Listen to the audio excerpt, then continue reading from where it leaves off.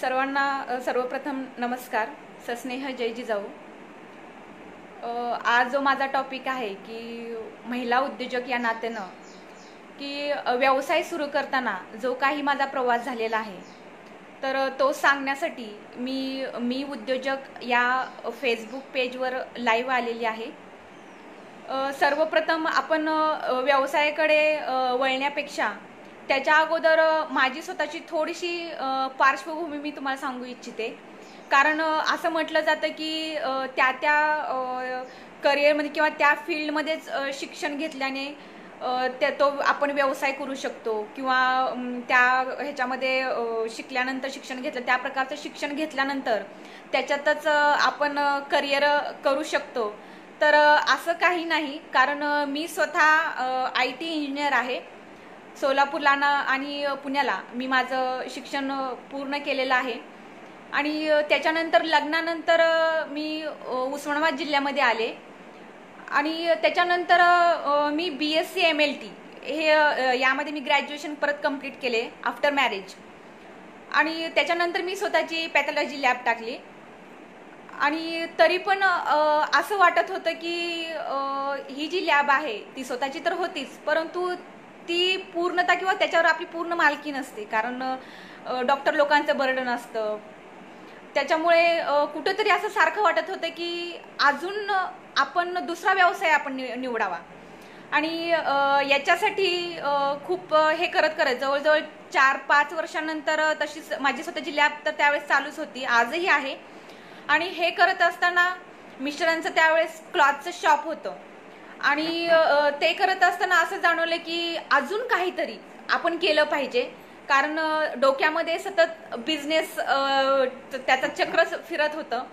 आणि त्याच्यामुळं असं झालं की काय करायचा व्यवसाय. कारण प्रत्येकाला आणि सगळ्यात मोठा पडणारा जर कुठला प्रश्न असेल की व्यवसाय कुठला करावा, तर साधारणतः त्यावेळेस मलाही असं वाटलं की आता ठीक आहे, आपण पॅथॉलॉजी लॅब टाकलेली आहे, तरी पण आपण जर दुसरा व्यवसाय जर करायचा म्हटला तर तो व्यवसाय कुठला निवडावा. आणि तुमच्यासारख्यांना जो प्रश्न पडतो तो साहजिक मलाही पडला होता. आणि मग मी खूप नेटवर सर्च केलं की बाबा व्यवसाय करायचा आहे तो कुठला करायचा आहे. जवळजवळ या प्रश्नाचं उत्तर मिळवण्यासाठी 5 ते 6 महिने मला लागले. मग त्याच्यानंतर मग त्याच्यासाठी मी काय केलं की नेटवर जायला बसायला 1-2 तास नेटवर सर्च करायला लागली. बाबा कुठला प्रॉडक्ट आहे की त्या मार्केटला त्या प्रॉडक्टला जास्त डिमांड आहे. नंतर परत असं मग ते सगळं सर्च करणं, वाचन व्हायला लागलं जास्त. मग व्यवसाय तरी पण सापडत नव्हता की बाबा कधी कधी वाटायचं की मग घरगुती जे काय आहे डेली आपण वस्तू वापरतो त्याच्यावर पण मी नंतर फोकस केला. मग त्या सगळ्यांचा सर्वे केला. आणि त्याच्यानंतर मला वाटतं मिटकॉनला की त्याच्यानंतर असं वाटलं की आपण फूड प्रोसेसिंग या फील्डमध्ये जाऊयात. आणि त्याच्यासाठी मी काय केलं, परत मग मिटकॉनला शिवाजीनगरच्या शाखेमध्ये मी साधारणतः 1 महिन्याचा कोर्स केला फूड प्रोसेसिंगला. आणि पुण्यामध्ये राहिली देखील 1 महिन्यासाठी. आणि परत आल्यानंतर तरीही कुठंतरी मनाला जाणवत होतं की नाही, आपला तो इंटरेस्ट नाही आहे. मग ते सगळे घरचे परत म्हणायला लागले की तू काहीतरी ठरव किंवा नक्की तुला काय करायचं आहे. मग मी त्यांना सांगितलं की ठीक आहे, 1 महिना माझा वेस्ट गेला असेल. मी तुमच्या कुटुंबापासूनही लग्नानंतर 2 मुलांना सोडून मी खरं तर पुण्याला राहिली होती. मग सगळ्यांचा हट्ट की हिचं म्हणजे काय करायला लागली, लहान मुलं सोडलीत आणि चालली आपली कुठंतरी. तरी पण असं वाटत होतं की नाही, मला काहीतरी करायचं, माझी अजूनही काहीतरी एक वेगळी ओळख असायला हवी. आणि याच्यानंतर मग मी पुण्यावरून आल्यानंतर, कारण मला असं वाटतं की आपण कुठलंही शिक्षण जे घेतो ते कधीच वाया जात नाही. त्या घेतलेल्या शिक्षणाचा आपल्या आयुष्यामध्ये कुठं ना कुठं उपयोग हा नक्की होत असतो. आणि त्याच्यानंतर तिथे गेल्यानंतर माझ्या खूप वेगवेगळ्या लोकांशी ओळखी झाल्या. आणि सहज मी चप्पलच्या शॉपमध्ये गेली. माझी चप्पल खराब झालेली होती, त्याच्यामुळे चप्पलच्या शॉपमध्ये गेल्यानंतर मी तिथं बघितलं की वेगवेगळ्या व्हरायटी होत्या आणि मनासारखी चप्पल मला काही आवडली नाही. मग त्यावेळेस असं डोक्यात क्लिक झालं की जर आपण फुटवेअरच्या फील्डमध्ये जर आलो तर कसं होईल. मग त्याच्यानंतर घरी आल्यानंतर मी माझ्या मिस्टरांशी बोलले, सासऱ्यांशी, माझे दीर आहेत, माझी बहीण आहे, त्या सगळ्यांशी चर्चा केली की मला फुटवेअर इंडस्ट्रीमध्ये यायचं आहे. तर त्याच्यामुळं सुरुवातीला सगळे म्हणले की हिला काय झाले अचानकच. आपल्या मराठा समाजामध्ये अचानक फुटवेअरचा व्यवसाय कोण करतं का, किंवा हे काय आपलं फील्ड नाही, आणि त्यातल्या त्यात तू एक महिला आहेस आणि तू फुटवेअर क्षेत्रामध्ये जायचा विचार सुद्धा करू नकोस, असं मला थोडंसं घरच्यांनी सांगितलं. तरी पण मी तो विचार माझा काही सोडला नाही, कारण मला असं जाणवलं की माझा इंटरेस्ट जो आहे तो 101% हा फुटवेअर इंडस्ट्रीमध्येच आहे. आणि त्याच्यामुळे साहजिक मी परत त्याचा सर्च करायला लागले, नेटवर जाऊन बसायला लागले की कुठल्या कुठल्या इंडस्ट्रीज आहेत बाबा, यामध्ये ज्या काही मोठ्या मोठ्या कंपनी आहेत, साधारणतः पॅरागॉन असेल, नंतर भरपूर अशा रेड चिप असेल, शूज, चप्पल, त्याच्या वेगवेगळ्या जे काय किड्समध्ये आहेत, बाटा आहे सगळ्यात मोठी आपण म्हणतो. तर त्याचं थोडंसं सेक्शन बघितलं मी. त्याच्यानंतर ज्या आग्र्याच्या आहेत, तिथल्या व्हिजिट म्हणजे नेटवर सर्च केलं, बाबा आग्रा सगळ्यात मोठी इंडस्ट्री आहे आग्र्यामध्ये. तिथं फुटवेअर म्हणजे एक्सपोर्ट आणि इम्पोर्ट हे दोन्ही तिथं फार मोठ्या प्रमाणामध्ये होतं. आणि संपूर्ण जगाला आग्रा, दिल्ली येथून आपला माल जातो साधारणतः. मग तिथले वर्कर्स लोक, तिथल्या लोकांची बाबा ते नक्की कशा पद्धतीचं बनवतात, मग ते नेटवर त्याच्या मशिनरी सुद्धा मी बघितल्या. मग त्याच्यानंतर असं वाटलं की नाही, मला आता फुटवेअरमध्येच करिअर म्हणून तर माझा व्यवसाय जो आहे तो फुटवेअरमध्येच मला करायचा आहे. मग त्याच्यानंतर मी माझ्या मिस्टरांना बोलले आणि म्हणले की त्यांना सांगितलं की बाबा मी काही आहे, जो काही सर्वे आहे तो मी करते, आणि त्याच्यानंतर आपण ठरवू की बाबा माझ्यासाठी हे बिझनेस म्हणून कशा पद्धतीनं आहे बाबा, चांगलं होणार आहे किंवा ते नको, याच्यानंतर आपण पुढं बघूयात. मग त्याच्यानंतर आपण म्हणतो की अन्न, वस्त्र, निवारा ह्या बेसिकली माणसाच्या मूलभूत ह्या गरजा आहेत. आणि त्याच्यानंतर मला असं वाटलं की नाही, अन्न, वस्त्र, निवारा आणि त्याच्यानंतर चौथी जी बेसिक नीड आहे, मूलभूत गरज आहे, ती एक चप्पल आहे. कारण एक वेडा जर सोडला तर प्रत्येकाला चप्पल ही लागते, कोणी अनवाणी जात नाही सहसा. आणि एक मध्यमवर्गीय कुटुंबाकडे, कारण मी स्वतःही मध्यम वर्गातली असल्यामुळे त्यावेळेस असं वाटलं की साधारणतः माझ्याकडे 5 ते 6 जोड चप्पलचे आरामात आहेत. कारण फंक्शनचे वेगळे आपण सेक्शन करतो, किंवा डेली यूजसाठी वेगळी वापरतो, किंवा बरेचशा असं की बाथरूम यूजसाठी आपण वेगळी करतो, घरी आपण वेगळी चप्पल, म्हणजे अशा पद्धतीनं मी थोडंसं जरा निरीक्षण केलं त्याचं बारीक. आणि त्याच्यानंतर मला असं वाटलं की नाही, माझा जो इंटरेस्ट आहे तो नक्कीच फुटवेअर क्षेत्रामध्येच आहे. आणि मग ते झाल्यानंतर की बाबा माझ्या मिस्टरांची माझी चर्चा झाली आणि आम्ही दोघं मिळून नंतर एक बाबा साधारणतः त्याच्या मशिनरी कशा असतात काय, मी त्याचंही नंतर नेटवर सगळं दाखवलं, बाबा अशा प्रकारच्या मशिनरी असतात. आणि त्याची माहिती की कारण जो आमचा जिल्हा जो आहे तो +D झोनमध्ये मोडतो, त्याच्यामुळे इथे जास्त उद्योग नसल्यामुळे साहजिकच महिलांसाठी उद्योगांना खूप मोठी चालना आहे. आणि याच्यासाठी मी जिल्हा उद्योग केंद्रातील मॅनेजरला भेटायला गेले. मॅनेजरला भेटल्यानंतर की सांगितलं की मला फुटवेअर फील्डमध्ये मॅन्युफॅक्चरिंग युनिट टाकायचं आहे, आणि त्याच्यासाठी तुमच्याकडे काही माहिती मिळते का. मग मी जी माहिती मिळवली होती की सर्वे करून, त्याचं मी त्यांना सगळं समजावून सांगितलं. आणि पहिल्यांदा ज्यावेळेस मी येते की सुरुवातीला की असं एकदम बाबा एक महिला आणि तीही फुटवेअरमध्ये उतरायचं म्हणायला लागलेली आहे, तर थोडंसं वेगळ्या अँगलने त्यांनी बघितलं की एक महिला, आणि तेही साधारणतः एक महिला म्हणली की आपण एक बेसिक लोनचं किंवा बाकीचे जे काय आहेत त्या व्यवसायामध्ये उतरतो सहसा, परंतु ही की या व्यवसायामध्ये वेगळ्या लोकांचं वर्चस्व आहे आणि त्यातली त्यात ही मराठा महिला आहे, आणि अचानक तिनं फुटवेअरचं एकदम क्षेत्र निवडलेलं आहे. तर तेही थोडंसं पहिल्यांदा अचंबित झाले. तरीही मी मॅनेजरला सांगितले की नाही, मला हाच व्यवसाय निवडायचा आहे आणि याचा पूर्ण मी स्टडी केलेला आहे. तो स्टडी जो आहे तो मी तुम्हाला व्यवस्थित समजावून सांगते आणि त्याच्यानंतर तुम्ही मला माहिती थोडीशी तरी द्या. तर त्यांनी जी काही मी माहिती मिळवलेली होती ती व्यवस्थित ऐकून घेतली होती आणि त्यांनाही कुठेतरी वाटलं मॅनेजरला की बाबा ही महिला जी करते किंवा जी काही करायचा विचार करते ती नक्कीच करू शकेल अशी खात्री त्यांनाही वाटली. आणि मग त्याच्यानंतर खरंच म्हणजे ज्यावेळेस आपल्या मनाचा खूप म्हणजे किंवा आपल्या मनाची तयारी असते किंवा सगळ्यामध्ये मला असं सांगायचं तुम्हाला की कुठलाही व्यवसाय करताना तुमच्यामध्ये आत्मविश्वास असणं हे सगळ्यात मोठं गरजेचं आहे. कारण त्या आत्मविश्वासाशिवाय तुम्ही काही करू शकत नाही. आणि त्याच्यानंतर मग ते ठरवल्यानंतर मनामध्ये पक्का निश्चय ठरवला की मला हाच व्यवसाय निवडायचा आहे. आणि ते झाल्यानंतर जिल्हा उद्योग केंद्रामध्ये गेल्यानंतर मॅनेजर साहेबांनी सुद्धा आम्हाला अतिशय चांगल्या प्रकारे सहकार्य केलं. त्यांना जेवढ्या इंडस्ट्री माहीत होतं त्या सगळ्यांची खरं तर त्यांनी फोनवर संपर्क साधला आणि त्यांनी म्हणजे मला खूप सांगायला आनंद वाटतो की एक महिला म्हणून त्यांनी कधी टाळलं नाही की बाबा ही महिला फुटवेअर क्षेत्र नवीन आहे आणि खूप मोठा घास घ्यायचा प्रयत्न करते.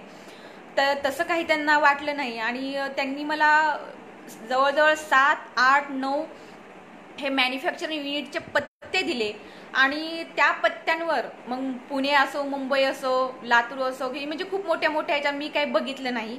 परंतु मला काहीतरी माहिती मिळवायची आणि या दृष्टीनं मी वेगवेगळ्या मॅन्युफॅक्चरिंग युनिटला भेट दिली. तिथले वर्कर्स, नंतर त्यांचं युनिट आणि ते मटेरियल कशा पद्धतीचं आहे, डिमांड काय आहे मार्केटमध्ये आणि कुठल्या प्रकारचं ते मॅन्युफॅक्चरिंग करतात याच्यामध्ये थोडीशी त्यांच्याकडून जे काय ओनर आहेत त्या कंपनीचे तर त्यांच्याकडून माहिती मिळवली. आणि माहिती मिळवल्यानंतर साधारणतः म्हणजे सांगायचं म्हणलं की जसं आपण पहिल्यांदा पोहण्याचा विचार ज्यावेळेस आपल्याला करतो, नाही मला पोहायला आलं पाहिजे किंवा मला सायकल चालवता आली पाहिजे, म्हणजे मला सायकल चालवता आली पाहिजे हा जेव्हा विचार करतो त्याच वेळेस खरं तर मला असं वाटतं की आपण सायकल चालवायला शिकलेला असतो. अगदी बिझनेसचं सुद्धा तसंच असतं की दोघांचं जर कंपॅरिझन केलं की लहानपणी ज्यावेळेस आपण सायकल पहिल्यांदा शिकतो, पॅन्डल मारतो, त्याच्यानंतर आपल्याबरोबर जे आहे कारण आपल्याला काहीच माहिती नसते की पडेल किंवा काहीची भीती असते कुठेतरी. परंतु ज्यावेळेस आपल्या घरचे असतील, नातलग असतील किंवा मित्र कंपनी असतील, मैत्रिणी असतील की त्या सपोर्ट करतात, नाही तू म्हणालीस की नाही तुला सायकल शिकायची तर तू शिकू शकते आराम. मग त्यांच्यासाठी जे आपल्या घरच्यांचं सहकार्य भेटतं आपल्याला आणि त्याच्यानंतर हळूहळू एक पॅन्डल म्हणजे तो एक आत्मविश्वास येतो. आणि शेवटची स्टेज असते की नाही मला आता व्यवस्थित सायकल चालवताच येते, हा जो आत्मविश्वास असतो. आणि त्याच्यानंतर ज्यावेळेस आपण बिनधास्तपणे सायकल चालवायला शिकतो. बिझनेसचं पण मला असं वाटतं की अगदी त्याच पद्धतीचं आहे. म्हणजे मला व्यवसाय करायचा आहे हे ज्यावेळेस आपण मनामध्ये ठरवतो तर त्याच वेळेस आपण 50% व्यवसायाची जी शिडी आहे, यश आहे ते मिळवलेलं असतं. कारण मनामध्ये कुठेतरी वाटतं की चाकरी करण्यापेक्षा मला स्वतःचा मालक व्हायला आवडेल, ही जी भावना आहे तर तिथेच आपण खरं तर जिंकलेला असतो. कधी कधी असं होतं की प्रत्येक वेळेस निगेटिव्ह लोक आपल्याला भेटतात. माझ्या पण ज्यावेळेस मी बाकीच्यांशी जास्त काही चर्चा केली नाही, परंतु 1-2 जणांशी ज्यावेळेस मॅन्युफॅक्चरिंग युनिटला भेट देत होती आणि त्यावेळेस त्यांना समजत होते की ही एक महिला आहे, आम्ही एवढे 3-3, 4-4, 10-10, 20-20 वर्षामध्ये आम्ही एवढे जाणकार आहोत किंवा आम्ही त्याचे तज्ज्ञ आहोत आणि आम्हाला एवढे अडचणी आलेल्या आहेत आणि ही एक महिला असून ही कसं काय करू शकेल. पण मी त्यांना काही उत्तर दिलं नाही. मी म्हणलं की मला थोडंसं मी प्रामाणिक प्रयत्न तर करणार आहे. मग त्यांनी खरं तर व्यवस्थित माहिती सांगितली आणि ती माहिती घेऊन मी परत वापस आले आणि नंतर जिल्हा उद्योग केंद्रामध्ये जाऊन परत त्याच्यावर आम्ही प्रोजेक्ट रिपोर्ट ही सबमिट केला अगोदर. कारण पूर्ण माहिती मिळवल्यानंतर प्रोजेक्ट रिपोर्ट की मला ते करायचं आहे त्याच्यासाठी मी प्रोजेक्ट रिपोर्ट बनवला आणि त्याच्यानंतर ते कारण प्रोजेक्ट रिपोर्ट बनवल्यानंतर माझ्या असं डोक्यात आलं की त्याच्याबरोबर माझा स्वतःचा ब्रँडही असावा.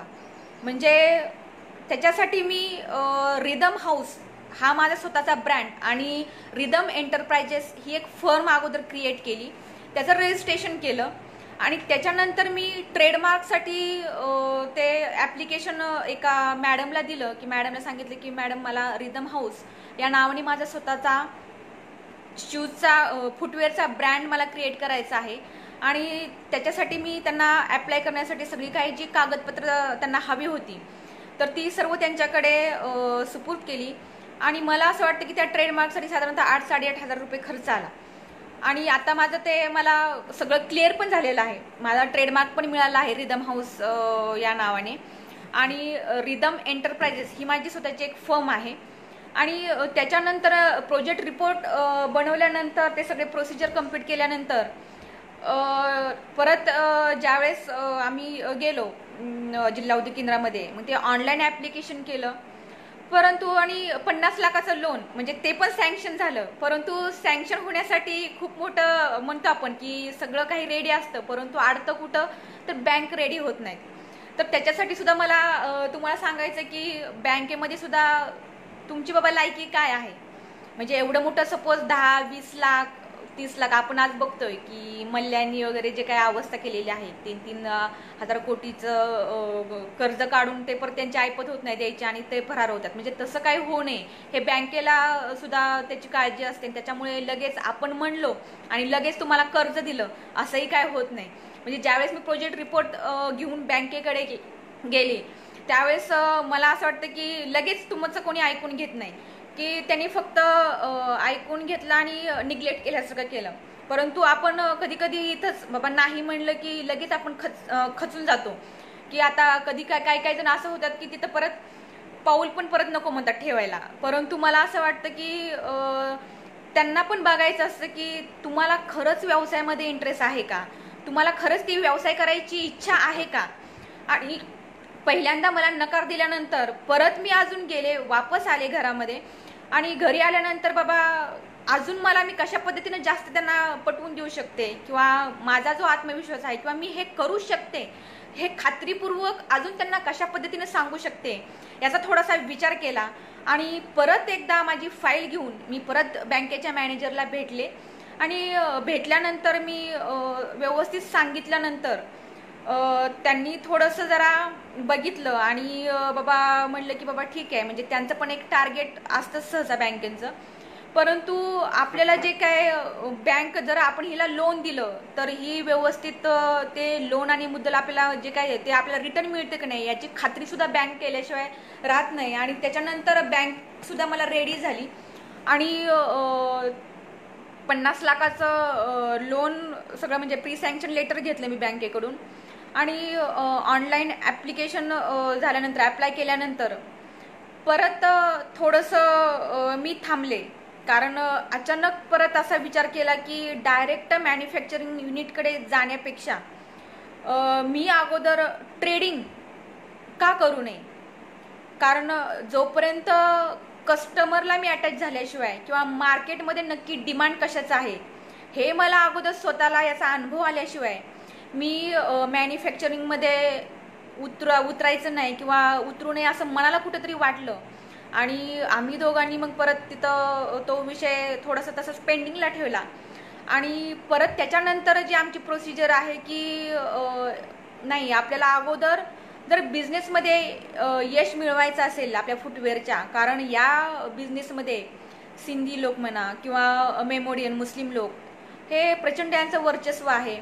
तसेच रूढी परंपरेनुसार जे व्यवसाय करतात त्या लोकांचंसुद्धा याच्यामध्ये प्रचंड वर्चस्व आहे. आणि त्यांना जर आपल्याला शह द्यायचा असेल किंवा त्यांच्या बरोबरीने जर आपल्याला जायचं असेल तर पूर्ण ताकदीनिशी आपण उतरलं पाहिजे. आणि त्याच्यानंतर जो मॅन्युफॅक्चरिंगचा पहिल्यांदा जे डिसिजन घेतलं होतं तर ते मी थोडंसं मागे ठेवलं. आणि नंतर तो निर्णय मागे ठेवल्यानंतर मी ट्रेडिंगमध्ये म्हणजे त्याचं आपण मार्केटिंग बाकीच्या वेगवेगळ्या ज्या कंपन्या आहेत फुटवेअरच्या तर त्या फुटवेअरच्या कंपन्यांच्या डीलरला मी भेटले. आणि त्याच्यानंतर भेटल्यानंतर की मी बाबा आपण ट्रेडिंग करायचं असं हे ठरवलं. आणि ट्रेडिंग करत करत असतानाच जवळजवळ मला वाटलं की कारण जिथं पिकतं जिथं उगवतं किंवा जिथं पिकतं तिथं विकलं जात नाही ही अशी जी म्हणतो. त्याच्यामुळे मी उस्मानाबाद जिल्ह्यामध्येच मार्केटिंग करावंसं असं मला वाटलं नाही. मी सोलापूरचा माझ्या जवळचा जिल्हा निवडला. आणि सोलापूर जिल्ह्यामध्ये साधारणतः 5 ते 6 या वेगवेगळ्या तालुक्यांमध्ये गावांमध्ये जे मेन मोठे मोठे शहर आहेत तर तिथे जाऊन थोडासा सर्वे केला. आणि त्याच्यानंतर जे काही वेगवेगळे नवीन ह्याचे प्रॉडक्ट वेगवेगळ्या कंपनीकडून घेतले आणि चप्पल असतील, शूज असतील, सँडल असतील किंवा किड्सचे सगळे काय असेल मटेरियल म्हणजे लेडीज, जेंट्स आणि किड्स ह्या तिन्ही प्रॉडक्ट घेऊन तर त्याच्यानंतर वेगवेगळ्या कस्टमरला मी भेटले. परंतु कधी कधी असं होतं की गफलत पण होते, कारण मनामध्ये असं वाटतं की एकदा पहिली ऑर्डर आली की खूप असं आनंदी होते की बाबा आपल्याला पहिली ऑर्डर आली. परंतु मी थोडंसं तो जरा विचार केला त्याच्यावर, कारण मी काय केलं सुरुवातीलाच की कस्टमरला ज्यावेळेस मी व्हिजिट दिली किंवा बाकीचे जे सर्वे होते तर त्याच्यावर जास्त फोकस केला आणि त्या कस्टमरची ABCD अशी कॅटेगरी वाईज त्या कस्टमरची लिस्ट बनवली. म्हणजे सगळ्यात जो कॅश लगेच देतो किंवा त्याचं बँकेमध्ये क्रेडिट सुद्धा खूप स्ट्रॉंग आहे, त्याचे बँकेचे हप्ते कधी थकत नाहीत, तर अशानुसार मी त्या कस्टमरचं वर्गीकरण केलं. त्याच्यामुळे मला फायदा असा झाला की जे चांगले कस्टमर आहेत तर त्या कस्टमरला कॅशमध्ये लगेच मला जिथं पेमेंट मिळत होतं तिथं मी पहिल्यांदा माझा माल सप्लाय करायला सुरुवात केली. आणि जे थोडेसे म्हणजे ABCD या कॅटेगरीनुसार मी कस्टमरची लिस्ट सॉर्ट आउट केल्यानंतर मी त्या मार्गाने गेली. त्याच्यामुळे मला जो पुढचा जो धोका होता, कारण कधी कधी सपोज मी एखाद्या कस्टमरला 1 लाखाचा त्यांनी माल मागितलाय आणि मी 1 लाखाचा माल दिला तर नंतर रिटर्न आपल्याला कसे मिळणार ते पैसे. कारण होतं कसं की आपण नवीन म्हणल्यानंतर बळीचा बकरा आपला बनवायला सगळेच तयार असतात. की त्याचा एक किस्सा मला तुम्हाला सांगावं असं वाटतं की ज्यावेळेस आमचं ठरवलं की आपण स्वतःचा ब्रँड क्रिएट करायचा आहे आणि असं ठरवल्यानंतर की डायरेक्ट मॅन्युफॅक्चरिंग तर करायचं नाही असं ठरलं होतं. परंतु मग त्याच्यासाठी काय करायचं की मग आम्ही ठरवलं की जॉब वर्क आपण दुसऱ्या कंपनीला देऊन आपण आपला ब्रँड बनवून घेऊ. मग रिदम हाऊस या नावाने मी पहिल्यांदा महिलांच्या म्हणजे लेडीज प्रॉडक्टमध्ये उतरले. आणि त्याच्यानंतर एक ओनर जे होते पुढचे कंपनीचे ते आम्हाला भेटले आणि भेटल्यानंतर आमचं डिस्कशन सगळं झालं आणि त्यांना आम्हाला सांगितलं की बाबा आम्ही मॅन्युफॅक्चर आमचे 2-3 युनिट आहेत आणि दरवेळेस आम्ही ज्यावेळेस, कारण प्रवास खूप लांबचा होता आणि आपण म्हणतो की नेटवर सर्च केल्यानंतर तिथं माहिती मिळाली होती, पण प्रत्येक माहिती खरी असती असंही नसतं. आणि ते आम्हाला वाटलं कारण पहिल्यांदा माणूस हा फसतो, कारण अनुभव विकत घेतल्याशिवाय फुकट अनुभव तुम्हाला कोणी देत नाही. आणि त्याच्यानंतर मग तिथं गेल्यानंतर बाबा ते म्हणाले की आम्ही तुम्हाला माल तुम्हाला पाहिजे तसा, डिझायनिंग जसं पाहिजे तसं आम्ही तुम्हाला बनवून देतो. आणि असं ठरल्यानंतर कागदपत्र वगैरे सगळं काही आपण क्लिअर करून घेऊ. आणि त्याच्यानंतर थोडंसं बाबा आम्ही पण विश्वास ठेवला, जवळजवळ 10 ते 15 लाख आम्ही रेडी कॅश आम्ही त्यांना दिली.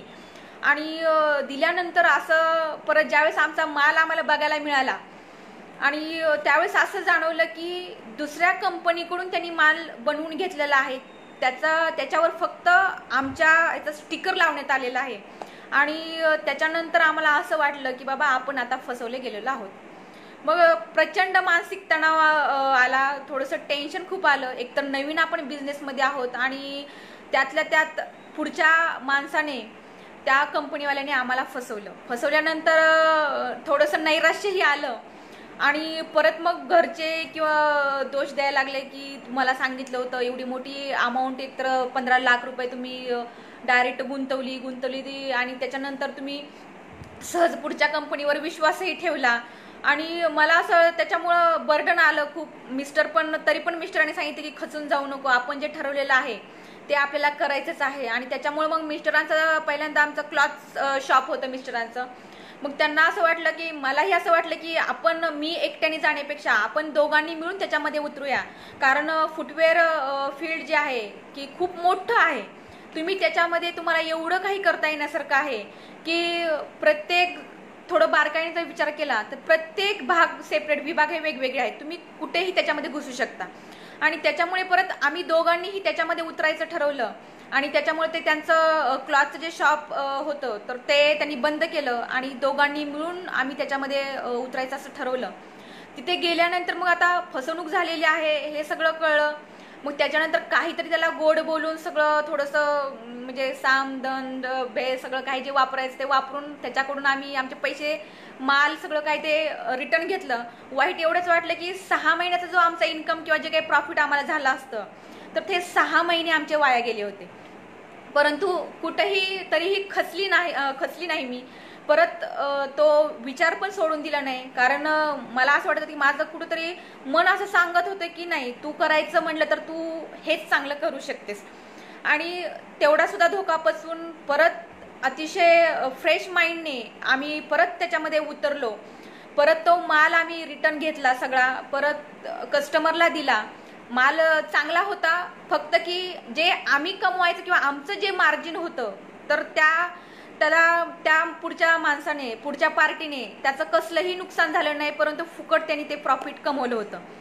मग तरी पण आलेला जो नैराश्य म्हणा किंवा जे काही बर्डन होतं किंवा मनस्ताप होता, तरी पण थोडंसं ते बाजूला सारलं. कारण व्यवसायामध्ये ज्यावेळेस आपण उतरतो त्यावेळेस हे सगळं बाजूला सारावं लागतं. कारण प्रत्येकच वेळेस तुम्हाला चांगले दिवस येतील असं नाही, खडतर प्रवासही तुम्हाला खूप करावा लागतो. आणि ज्यावेळेस तुम्ही नवीन असता त्यावेळेस प्रत्येकजण तुम्हाला बळीचा बकरा बनवण्यासाठी तयार असतो. म्हणजे अगदी मला सांगायचं म्हणलं की मॅन्युफॅक्चरिंग युनिट म्हणजे प्रोडक्शन करणं फार इझी आहे, मार्केटिंग करणं सगळ्यात मोठं टफ, म्हणजे सगळ्यात मोठं किचकट काम असेल तर ते मार्केटिंग. मग त्याच्यासाठी मॅन्युफॅक्चरिंगचं ते डोक्यातून खूळ बाजूला काढलं आणि नंतर मी मार्केटिंगवर फोकस करायला शिकले. आणि मग आमचं कस्टमर जवळजवळ 100-150 आम्ही कस्टमर क्रिएट केले. त्या कस्टमरला आम्ही डेली माल सप्लाय करायला लागलो. हळूहळू ओळखी वाढायला लागल्या. आणि ओळखी म्हणजे ज्याला बिझनेस करायचा आहे, मला त्यांना सांगायचं आहे की ज्याला बिझनेस करायचा आहे त्यांनी किंवा त्यांच्याकडे लोकांचा संग्रह फार मोठा ठेवला पाहिजे. म्हणजे जेवढा तुमचा माणसांचा साठा किंवा माणसांशी तुमची जास्त ओळख असेल तेवढा तुमचा बिझनेस हा मोठा होतो, वाढतो. भले प्रत्येकजण तुमच्या फील्डशी किंवा त्या फील्डमध्येच असेल असंही नाही, वेगवेगळ्या क्षेत्रातली जरी माणसं असतील तरी सुद्धा तुम्ही त्या माणसांशी संपर्क करणं गरजेचं आहे. त्यांची ओळख वाढून घेतली पाहिजे, वेगवेगळ्या विषयांवर बोललं पाहिजे. आणि कारण ती माहिती तुम्हाला कुठे ना कुठे त्या माहितीचा उपयोग तुम्हाला पुढे होत असतो. त्याच्यामुळे साहजिकच मी समाज कार्यही करते आणि समाजकार्य करत असल्यामुळे महाराष्ट्रभर मी माझ्या ओळखी अगोदर तयार केलेल्या होत्या आणि त्या ओळखीचा माझ्या बिझनेससाठी मला खूप फायदा झाला. आणि फायदा झाल्यामुळे थोडंसं बिझनेसचं जे आपण म्हणतो की ते लवकर मी तिथपर्यंत पोहोचू शकले. वेगवेगळ्या लोकांशी बोलणं किंवा त्यांच्याशी चर्चा करणं आणि त्यांचे सल्ले जरूर घ्यायचं, परंतु आपल्याला जे करायचं तेच आपण केलं पाहिजे या मताची मी आहे. आणि त्याच्यामुळे ज्यावेळेस आम्ही कस्टमरकडे जात होतो तेव्हा तेही आम्हाला पाडू म्हणजे कस्टमर सुद्धा पुढचे जे आहे रिटेलर पार्टी जे म्हणतो आपण की तेही आम्हाला खरी कोण सांगत होतं माहिती. बाकीचे म्हणायचे की आम्हाला 1 महिना कोणी साईड देतो, कोणी म्हणायचं 1 आठवडा साईड देतो. तर त्याच्यामुळे त्याची सुद्धा शहानिशा करणं गरजेचं असतं. व्यवसाय ज्यावेळेस आपण करतो त्यामुळे आपण त्याच्यासोबत सगळे पर्याय म्हणजे ज्या काही चांगल्या गोष्टी आहेत त्या तर अगोदर आपण समजून घेतल्या पाहिजेत, परंतु व्यवसाय करत असताना त्याच्यामध्ये आपल्याला काय अडचणी येतात किंवा काय अडचणी पुढे उद्भवू शकतील याचा सुद्धा अगोदर आपण स्टडी करणं किंवा अभ्यास करणं जास्त गरजेचं असतं. आणि त्याच्यामुळे मी सगळे पर्याय किंवा आम्ही दोघांनी मिळून त्याच्यावर सगळे जे काय आमच्या अडचणी येऊ शकतील पुढं त्याच्यावर सगळं आम्ही व्यवसाय व्यवस्थित विचार केला त्याच्यावर. आणि ABCD कॅटेगरी केल्यामुळे ते मला असं वाटतं की आम्हाला व्यवसाय पुढं आम्हाला वाढवणं सगळ्यात जास्त सोपं झालं.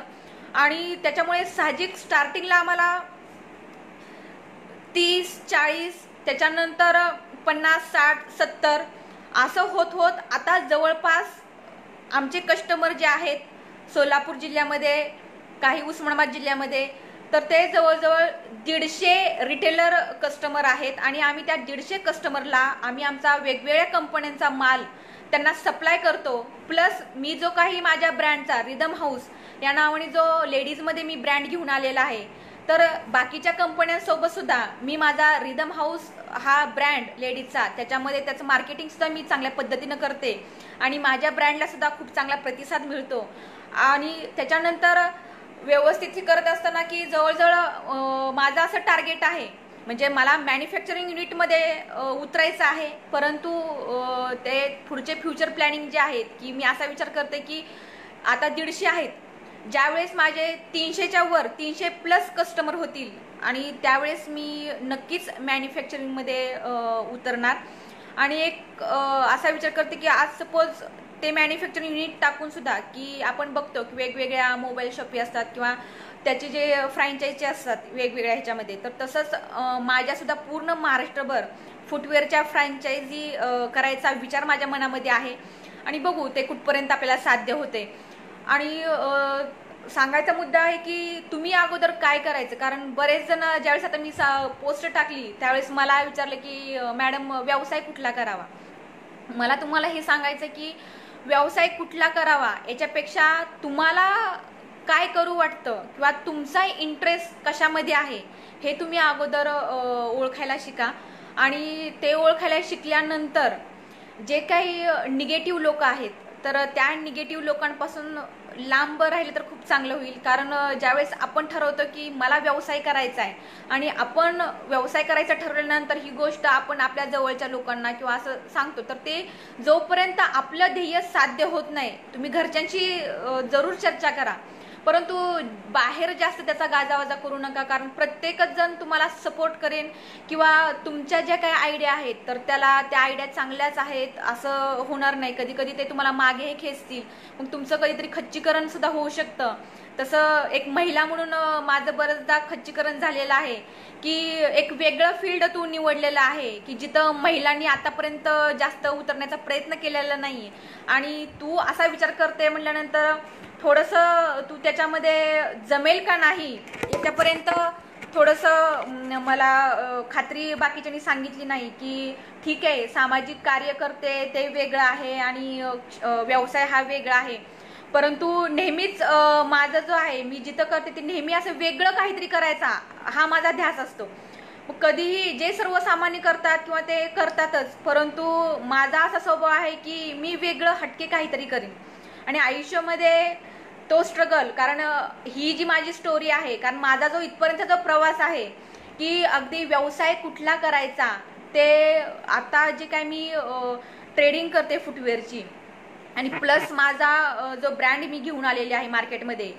सध्या तर मी मॅन्युफॅक्चरिंग युनिट टाकलेलं नाही आहे, परंतु ज्यावेळेस 30+ कस्टमर होतील, रिटेलर माझे तिथपर्यंत मदत, त्यावेळेस 100% मी मॅन्युफॅक्चरिंग युनिटमध्ये उतरणार आहे. आणि उतरायचं म्हटलं तर तुम्हाला पूर्ण नॉलेज असल्याशिवाय, कारण कधी कधी असं होतं की घाई गडबडीत आपण निर्णय घेतो आणि कधी कधी बँका रेडी आहेत असं पण होतं आणि अगदी कुठलाही विचार न करता एकदम बेधडकपणे असं निर्णय घेऊन टाकतो आणि त्याच्यानंतर पुढचे जे काही आपल्याला समस्या उद्भवतात त्याच्यानंतर बरंचसं येणाऱ्या समस्यांवर आपण कसं मात करायला शिकलं पाहिजे हे सुद्धा, याचा सुद्धा आपण विचार करणं गरजेचं आहे. आणि तो जर आपण विचार केला नाही तर कुठंतरी नैराश्य येतं आणि ते नैराश्य टाळण्यासाठी आपण त्याचा परिपूर्ण अभ्यास करणं फार गरजेचं आहे. कारण कुठला व्यवसाय करायचा किंवा हे दुसऱ्यांनी सल्ले देणं होत नसतं. त्याच्यासाठी तुमचा अभ्यास असणं, मार्केटमध्ये डिमांड कुठल्या गोष्टीची आहे ती तुम्हाला ओळखता आली पाहिजे. आणि माझ्या दारापर्यंत संधी येईल त्याच्यानंतर मी विचार करेन असं याचा विचार न करता महिलांना माझं सांगणं आहे. कारण महिला बऱ्याचशा त्यांच्यामध्ये खूप ॲक्टिव्हिटीज असतात, परंतु चूल आणि मूल तसेच गॉसिपिंग, आपल्या जास्त महिलांच्या चर्चा या दिसण्यावर किंवा तिची साडी अशी किंवा तिचा स्वभाव असा याच्यावर जास्त असतात.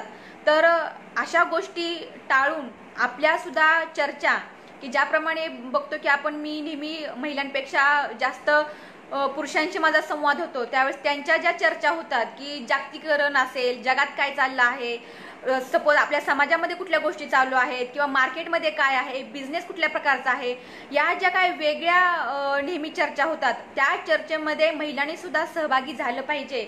आणि एक व्यवसायाच्या दृष्टीने आपल्याला कसं पाऊल टाकलं पाहिजे याचा सुद्धा महिलांनी विचार करणं गरजेचं आहे. कारण बरेचसे कौशल्य महिलांना येतात. बचत गटाच्या माध्यमातून सुद्धा महिलांनी छोटे मोठे उद्योग सुरू केलेले असतात, परंतु मला असं वाटतं की ते उद्योग आपल्याला त्याला म्हणता येणार नाही. उपजीविकेचं साधन याच्यासाठीच तेवढं बचत गटाचं जाळं आहे असं म्हणता येईल. कारण त्याच्यामध्ये होतं काय, व्यवसाय म्हणजे सगळं घरदार सांभाळून नंतर मिळालेला वेळ जो आहे तो व्यवसायाला देणं, म्हणजे व्यवसाय तसा यशस्वी होत नाही.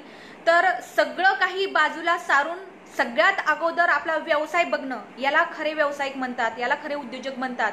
आणि याच्यासाठी महिलांनी जेवढं काही करता येईल, तुमच्यामधल्या ज्या काही कला आहेत त्या कलेचं व्यवसायामध्ये कसं तुम्हाला रूपांतर करता येईल हे बघणं गरजेचं आहे. याचाच एक तुम्हाला किस्सा सांगते की एक महिला अशी होती की महिला म्हणे ती घरीच म्हणजे घरकाम करणारी किंवा हाऊसवाईफ होती. आणि ज्यावेळेस तिच्या नवऱ्याचा एक शर्ट तिनं नवीन आणला की तिला एक छंद होता, त्या शर्टवर ती लगेच काय करायची की पेंटिंगचा खूप नाद होता तिला, आणि त्याच्यामुळे ती लगेच त्या पेंटिंगनी छानशी डिझाईन त्या शर्टवर बनवायची. ज्यावेळेस तिचे मिस्टर बाहेर जायचे आणि प्रत्येकजण त्या मिस्टरांना तिच्या विचारायचं की हा शर्ट तू कुठून घेतला. मग त्याच्यानंतर जेव्हा प्रत्येक त्याच्या असं लक्षात आलं किंवा नंतर महिलेच्या हे असं लक्षात आलं की आपण ह्या छंदाचा किंवा ह्या कलेचा व्यवसायामध्ये त्याचं रूपांतर का करू नये. आणि त्याच्यानंतर त्यांनी पेंटिंग जी आहे शर्टच्या ह्याच्यामध्ये ती त्या व्यवसायामध्ये उतरली आणि आज जवळजवळ बघायला करोडोचा टर्नओव्हर त्या महिलेचा आहे. तसेच मार्केटिंगचे वेगवेगळे फंडे सुद्धा आपण बघितले पाहिजेत. त्याचा एक किस्सा, मी एक अधिकारी फ्रेंड आहेत की त्यांनी खूप छान पद्धतीने मला सांगितले की मार्केटिंगचे फंडे लोक काय डोकं लावतात मार्केटिंग करताना, की त्याच्यासाठी एक मला खूप मजेदार त्यांनी किस्सा सांगितलं की एका होलसेलरनी बनियनचं जे आहे एक चांगल्या कंपनीची कॉस्ट जास्त होती, सपोज ते 80 रुपये त्याची प्राइस होती आणि साधारणतः मार्केटमध्ये जे बनियन येतात की ते साधारण 50-55 म्हणजे त्या दर्जाचे असतात. आणि साहजिकच की ज्यावेळेस कस्टमर येतो की तो 80 रुपयाचं घेईल का 55 रुपये, ज्यावेळेस आपणही करतो मध्यमवर्गीयचा जर आपण विचार केला तर त्याला 2 महिने 3 महिने टिकण्याशी काही मतलब नसतं की तो सहसा तो 55-50 रुपयाचा तो लगेचच तो बनियन घेणार. मग याच्यानंतर त्याला खूप टेन्शन आलं की बाबा आपण एक चांगली कंपनी आहे, प्रॉडक्ट आपलं खूप क्वालिटीचं आहे, परंतु कस्टमरची डिमांड मार्केटमध्ये अजूनही आपल्याला त्याच्यासाठी येईना गेला. मग त्याचं एक डोकं त्यांनी लावलं. त्यांनी फक्त काय केलं की ज्यांना काही काम नाही अशांना गोळा केलं त्या वर्कर लोकांना आणि त्याची व्हॅन होती, त्या व्हॅनमध्ये त्यांना बसवलं. बाबा तुम्हाला काय काम करायचंय, तुम्हाला कसलंही कष्टाचं काम नाही, फक्त एकेका दुकानामध्ये एक कॅटेगरी किंवा त्या लोकेशन वाईज त्यांनी ते ठरवलं. सपोज प्रत्येक त्या तालुक्यातले मेन जे गावं आहेत त्याला टार्गेट केलं आणि त्या गावामधले जी काही चांगली दुकानं आहेत कपड्याची, तर त्या कपड्याच्या दुकानांमध्ये त्या व्यक्तीने फक्त जायचं आणि अमुक कंपनीचं बनियन आहे का हो हे फक्त विचारायचं. मग तिथे फक्त जाऊन त्यांनी सांगत होते की बाबा नाही आहो तो खूप चांगल्या क्वालिटीचा आहे, 80 रुपयाचा त्याची क्वालिटी खूप चांगली आहे आणि अमुक या ठिकाणी आम्हाला तो भेटत होता, इथं तुमच्या दुकानामध्ये नाही का. मग प्रत्येक पुढच्या आठवड्यामध्ये अजून दुसरा तो येणार, तो आता तिसरीकडे जाणार, तो तिथे येणार नाही. असं करत करत त्यांनी एवढं मार्केट की त्या दुकानदाराला पण वाटलं की बाबा अमुक ह्या कंपनीचं बनियन लोकांचं मागणी प्रचंड वाढलेली आहे आणि बाबा कुठं मग ते कस्टमर सुद्धा ते आलेलं जे आहे ते सुद्धा सांगून जाईल की अमुक या ठिकाणी भेटतं, तुमच्या इकडे कसं काय भेटत नाही. मग त्याच्यानंतर मग काय झालं काय याचा परिणाम की ते रिटेलर दुकानदार परत त्या होलसेलरकडे गेले आणि अशा पद्धतीनं मार्केटिंग त्याला प्रचंड आणि परत तेच त्यातलीच व्यक्ती जायची, तेच परत बनियन विकत घ्यायचं, परत ते त्याच्यामध्ये त्याच्या दुकानामध्ये ते ठेवून द्यायचं. म्हणजे अशा प्रकारचे मार्केटिंगचे फंडे सुद्धा काही जण करतात. आणि त्याच्यामुळे आजकाल हल्ली असं म्हणतो की आतमध्ये बॉक्सच्या आतमध्ये काय आहे हे बघितलं जात नाही, तर तो बॉक्स कशा पद्धतीने डोळ्यांना तो कशा पद्धतीने म्हणजे प्रेझेंटेशन, तुमचं प्रेझेंटेशन कसं असलं पाहिजे याला सुद्धा खूप महत्त्व आहे. आणि प्रॉडक्ट बरोबर म्हणजे क्वालिटी तर तुम्हाला द्यायचीच, त्याच्याबरोबर त्याचं प्रेझेंटेशन सुद्धा खूप महत्त्वाचं आहे आणि त्याच्यावर सुद्धा तुम्ही फोकस केलं पाहिजे. आणि मार्केटिंगचे वेगवेगळे फंडे, जेवढं काही मार्केटिंगसाठी तुम्हाला करता येईल तेवढं तुम्ही केलं पाहिजे. आणि व्यवसाय कुठलाही लहान नसतो किंवा मोठा नसतो, तो प्रचंड कष्टावर किंवा तुमच्या प्रामाणिकपणावर तो अवलंबून असतो. आणि एक ना एक दिवस तुम्ही केलेलं कष्ट हे कधीही वाया जात नाही, त्याचं फळ तुम्हाला मिळतंच.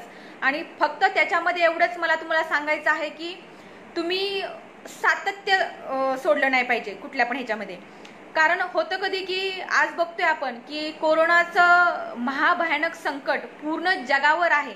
म्हणजे याच्यामध्ये अगदी लहान व्यावसायिकांपासून ते मोठे मोठे व्यावसायिक सुद्धा, त्यांच्यावर सुद्धा खूप मोठा परिणाम झालेला आहे.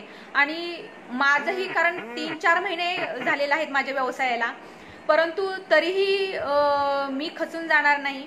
कारण प्रत्येक संकट हे काय असंच राहत नाही, ते कधी ना कधी चांगल्या क्षणामध्ये सुद्धा प्रत्येक संकटात रूपांतर होतं. जसे चांगले दिवस वाईट दिवस येतात, त्याच्यानंतर म्हणजे सूर्यास्तानंतर सूर्योदय हा होतोच.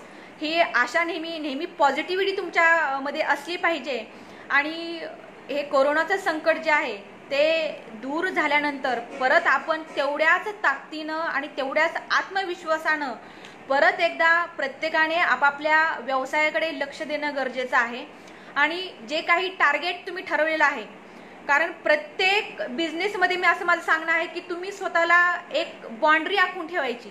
सपोज माझा आज एका वर्षामध्ये 50 लाखाचा टर्नओव्हर झालेला आहे किंवा 1 कोटीचा टर्नओव्हर झालेला आहे, तर पुढच्या 2 वर्षामध्ये, पुढच्या 5 वर्षामध्ये माझा टर्नओव्हर कितीपर्यंत आपण नेला पाहिजे किंवा किती असला पाहिजे, ह्या ज्या काही बाउंड्रीज आखल्या पाहिजेत. तर त्याच्यासाठी, कारण स्वतःला टार्गेट केल्याशिवाय माणूस हा पळत नसतो कोणीच. कारण बिझनेस म्हणजे रेसचा घोडा आहे. जेवढा तुम्ही स्वतः पळाल तेवढा तुम्हाला ते बिझनेस सुद्धा तेवढंच तुम्हाला रिटर्न देणार आहे.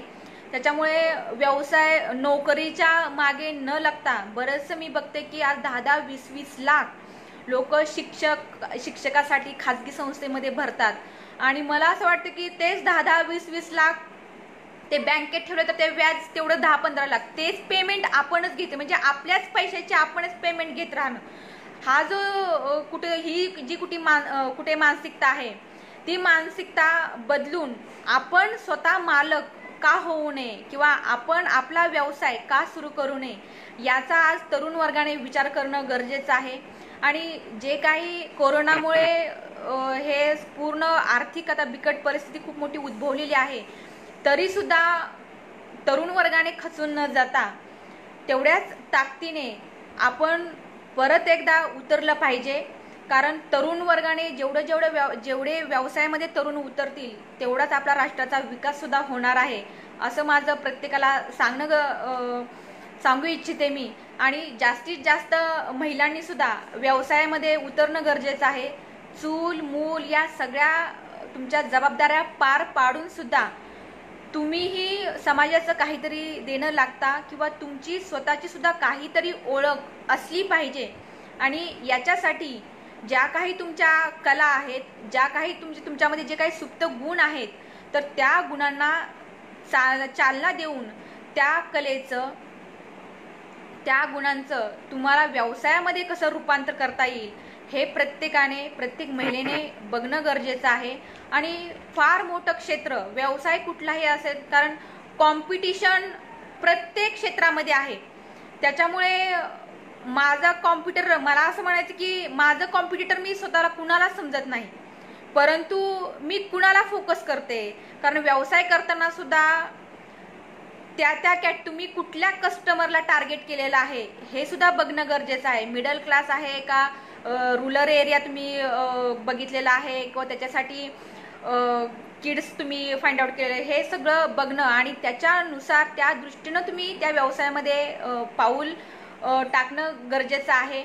आणि व्यवसायामध्ये पूर्ण ताकदीनिशी उतरा, स्वतःवर पूर्ण आत्मविश्वास असू द्या आणि जास्तीत जास्त व्यावसायिक होण्याचा प्रयत्न करा, असं माझं सर्वांना आव्हान आहे.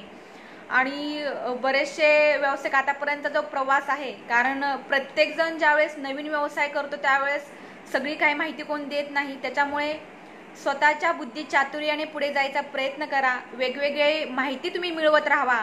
वेगवेगळ्या लोकांच्या संपर्कात या. अनवॉन्टेड लोकांपासून दूर राहा. आणि त्याच्यानंतर माझा अनुभव आहे की मी एकदा फक्त की लोक काय काय प्रत्येक जण समोरचा तो कसा असतो किंवा आपल्याला कॉम्पिटिटर म्हणून तो कसा बघतो, याचं एक उदाहरण मला ज्यावेळेस मला असं ठरवलं होतं की मला चप्पलची मशीन की दरवेळेस मी तर ती पूर्ण नेटवर बघितली होती, परंतु आमच्या उस्मानाबाद जिल्ह्यामध्ये एक जणांचं चप्पलचं त्याचं मॅन्युफॅक्चरिंगचं युनिट आहे. मग त्याच्यासाठी त्यांना मी कॉल केला आणि सहज म्हणाले की मला तुमचं युनिट बघायचं आहे.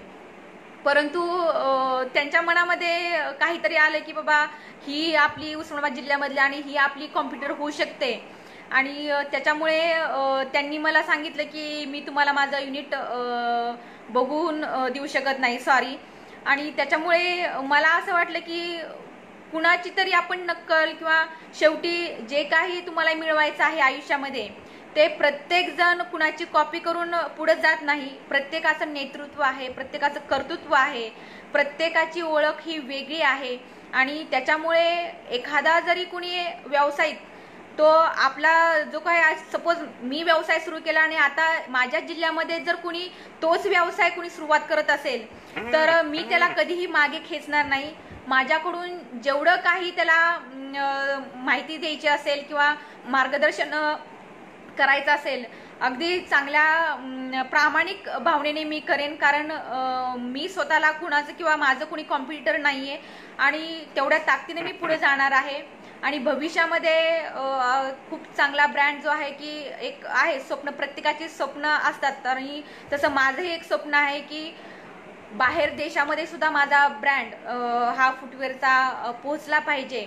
आणि याच्यासाठी मी तुम्हाला सांगितलेलं आहे मगाशीच की वेगवेगळ्या लोकांच्या संपर्कात तुम्ही असलं पाहिजे. कारण जेवढा तुमचा लोकांचा संपर्क दांडगा तेवढा तुमचा बिझनेस हा मोठा होण्यासाठी मदत होते.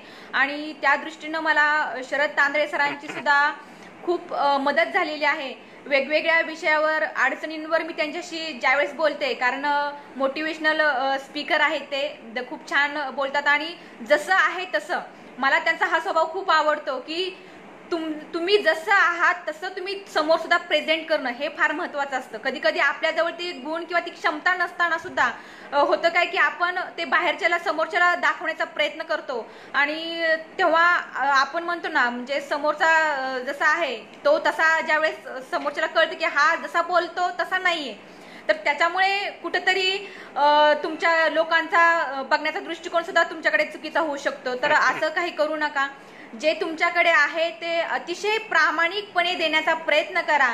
कारण विचारांची देवाणघेवाण झाली पाहिजे आणि व्यावसायिक होण्यासाठी तुम्हाला जे काही करावे लागेल ते नक्की करा. त्याच्यासाठी तुम्हाला काही मदत लागली असेल किंवा कुठल्याही व्यवसायाची तर मला जेवढं काही माहीत आहे ते मी महिला वर्गांना, तरुण वर्गांना नक्कीच सांगायचा प्रयत्न करेन. तसेच तांदळे सरांनी मला वेळोवेळी मार्गदर्शन केलेलं आहे, त्याच्यासाठी सुद्धा मी त्यांची खूप आभारी आहे. आणि मी उद्योजक या फेसबुक लाईव्ह पेजच्या लाईव्हच्या माध्यमातून आज मला तुमच्याशी बोलण्याची जी तुम्ही संधी दिली त्याच्यासाठी मी सर्वांचे आभार मानते. आणि थोडंसं काही चुकलं असेल किंवा तुमच्या काही शंका असतील तर नंतर मला तुम्ही पर्सनलवर विचारू शकता. मी त्या शंकेचं सर्व निरसन करायचा प्रयत्न करेन. आणि एवढं बोलून किंवा जी काही माहिती मला होती माझ्या बिझनेसची होती ती मी तुम्हाला सर्व द्यायचा प्रयत्न केला. आयुष्यामध्ये मी जाताना एवढं सांगू इच्छिते की कधीही निराश होऊ नका आणि एक चाकरी करण्यापेक्षा, नोकरी करण्यापेक्षा तुम्ही स्वतःचे मालक व्हा, एवढी एवढी सदिच्छा व्यक्त करते. आणि मी माझा संवाद इथं संपवते. तुम्ही सर्वांनी ऐकून घेतलं त्याबद्दल मी तुमची खूप आभारी आहे. जय जिजाऊ, जय शिवराय, जय महाराष्ट्र.